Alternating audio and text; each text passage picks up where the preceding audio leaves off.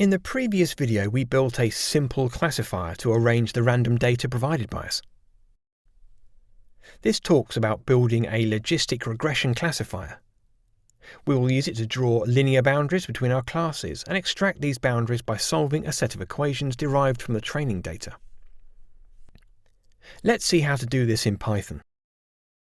We'll use the logistic_regression.py file that is provided to you as a reference.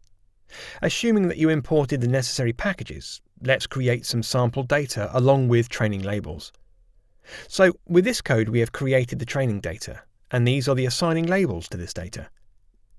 Here we assume that we have 3 classes. Now let's initialize the logistic regression classifier. So you can see we have used this syntax to initialize it. There are a number of input parameters that can be specified for the preceding function, but a couple of important ones are solver and C. The solver parameter specifies the type of solver that the algorithm will use to solve the system of equations. The C parameter controls the regularization strength. A lower value indicates higher regularization strength. So let's train the classifier by adding this code. Next we draw data points and boundaries. After this we need to define plot classifier function, so let's define it. And this is the code for our plot classifier function. Let's understand the logic line by line. These preceding values indicate the range of values that we want to use in our figure. The values usually range from the minimum value to the maximum value present in our data. Here we also add some buffers such as 1.0 in the preceding lines for clarity. Now, in order to plot the boundaries, we need to evaluate the function across a grid of points and plot it. So let's go ahead and define our grid. So, this is our grid. The x values and y values variables contain the grid of points where the function will be evaluated. Let's compute the output of the classifier for all these points. So, now you can see that we have computed the classifier output and reshaped the array. Let's plot the boundaries using coloured regions. This is basically a 3D plotter that takes 2D points and the associated values to draw different regions using a colour scheme. You can find all the colour scheme options at matplotlib.org. Next, let's overlay the training points on the plot. Here, the plot.scatter function plots the points on the 2D graph.